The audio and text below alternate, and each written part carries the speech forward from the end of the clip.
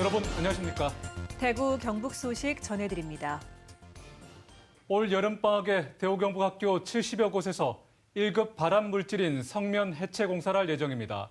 이 추세라면 당초 목표보다 2년 빠른 2025년쯤 학교에서 성면이 아예 없어질 전망입니다.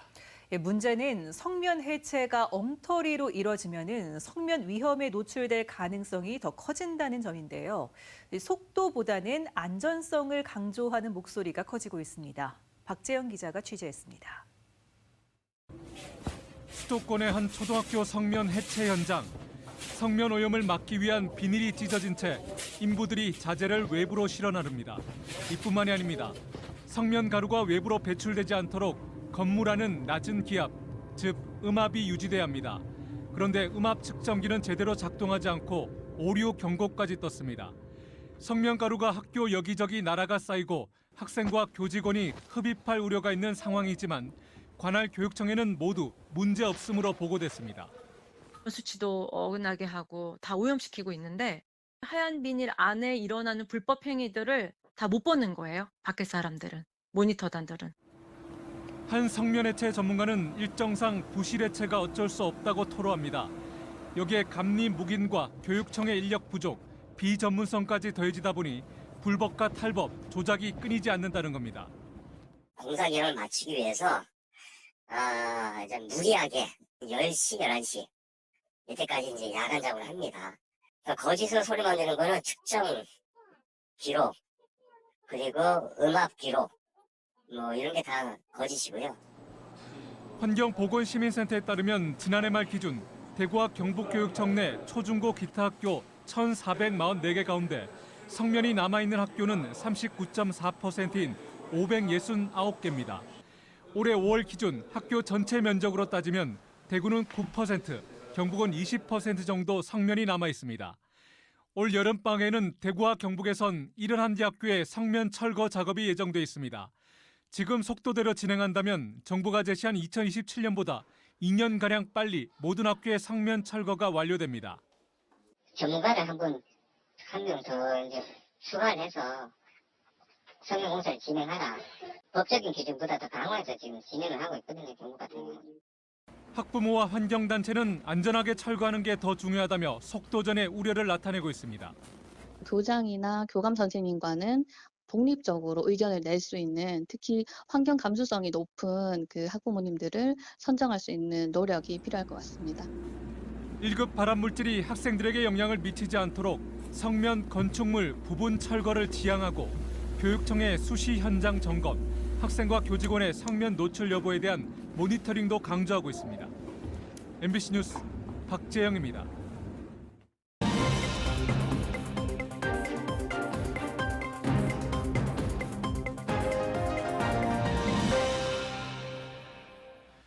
군의군의 대구시 편입을 앞두고 마련한 기획뉴스. 오늘은 대구 산업 지형의 변화를 짚어보겠습니다. 군의 편입으로 전국 특광역시 가운데 가장 넓은 땅을 가지게 된 대구는 산업 용지 확보 면에서 큰 이점을 가지게 됐습니다. 대구 경북 신공항이 성공적으로 건립된다면 신공항 경제권을 형성해 지역 내 총생산, GRDP 만년 꼴찌 도시를 벗어날 수 있다는 전망까지 나옵니다. 권윤수 기자 보도합니다. 군의군의 편입으로 대구시는 전국 특광역시 중 가장 넓은 땅을 가지게 됩니다. 상대적으로 개발이 안 된 군의군에 산업용지를 조성해 다양한 기업을 유치해 새로운 산업을 형성할 수 있습니다. 미래 모빌리티와 인공지능, 블록체인, 빅데이터 등 첨단 산업 육성을 꾀하는 대구에 군의군은 기회의 땅입니다. 군의가 이제 대구의 행정구역 내에 들어오기 때문에 대구가 자유롭게 군의를 포함해서 공항 주변 지역의 도시계획이나 교통계획이나 이런 걸 통해서 좀 직접적인 어떤 2030년 개항 예정인 대구 경북 신공항은 대구의 산업 지도를 확 바꿔놓을 수 있습니다. 항공 수출과 해외 인력 교류가 가능한 인천에 인재와 대기업이 모이는 것처럼 대구시도 신공항 경제권을 형성해 경제 도약을 꿈꾸고 있습니다. 공항 주변에는 공항 산업단지를 조성해 일대를 첨단 산업의 요충지로 만들 계획입니다. 공항 산단에 스마트 항공 물류, 항공산업, 첨단 모빌리티 클러스터 등을 구축할 예정이고 기존 공항터는 두바이식으로 개발할 예정으로 도심 항공교통이 특화된 스마트시티로 조성합니다. 대구 도심과 대구 경북 신공항을 연결하는 철도망과 도로망까지 갖추면 교통망 주변 개발도 가능해집니다. 신공항을 끼고 경산과 구미, 포항 등 경북의 산업도시와 연계해 하나의 대형 경제권을 형성한다면 지역 총생산 만년 꼴찌에서 벗어날 수 있다는 전망도 나옵니다.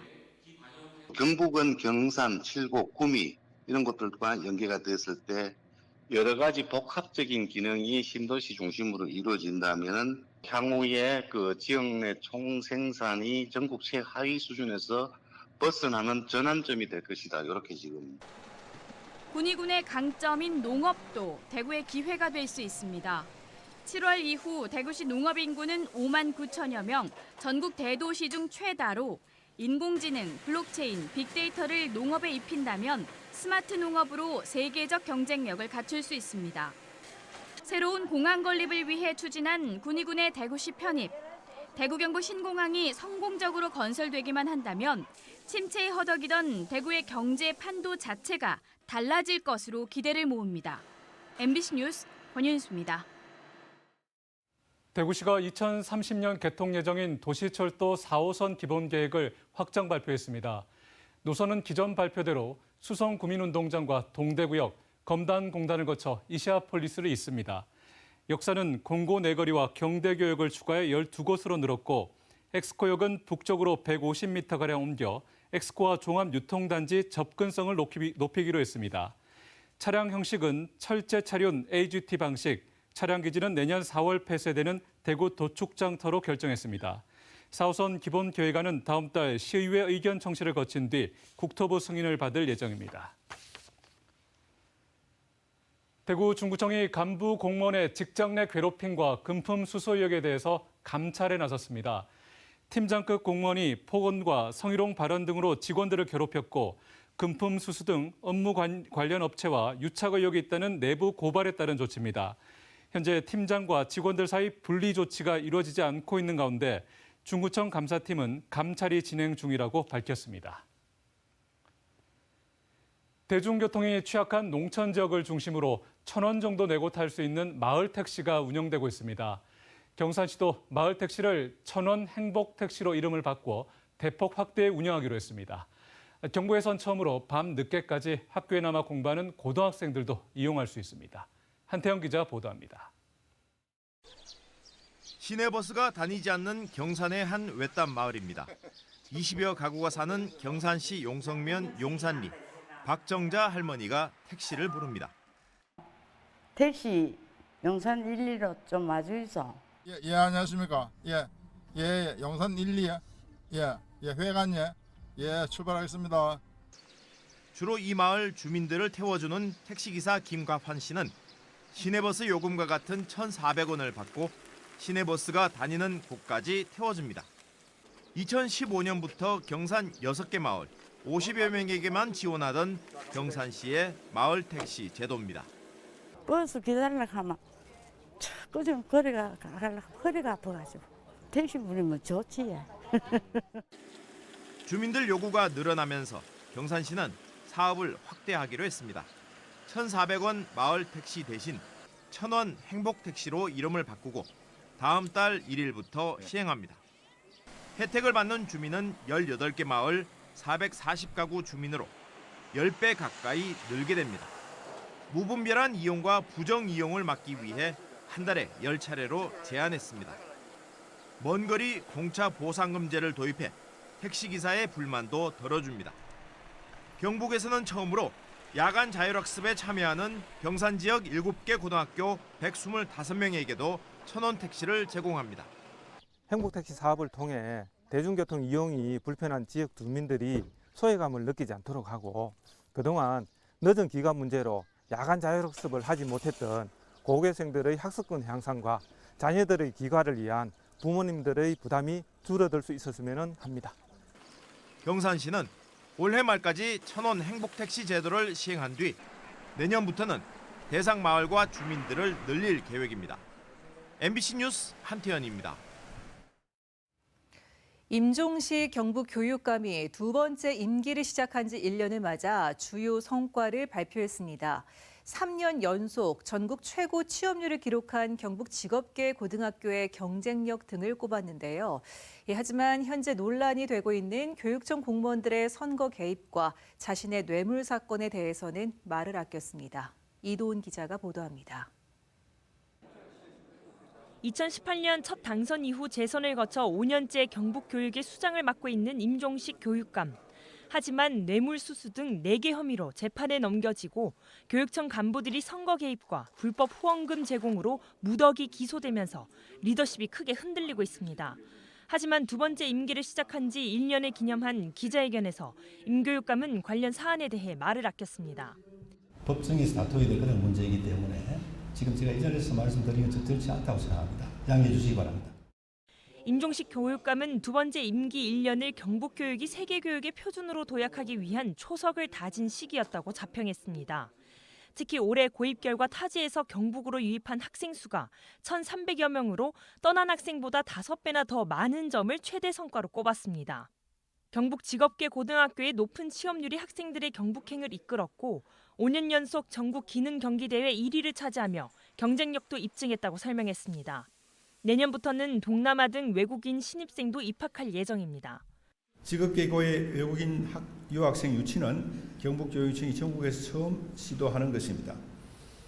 학령 인구가 줄고 있는 상황에서 학교의 정원 확보에 큰 도움이 될 것으로 기대하고 올해 하반기부터는 국제교육과정도 운영해 봉화, 구미의 4개 학교 학생들이 네덜란드, 인도네시아 학교의 수업을 수강할 예정이라고 밝혔습니다.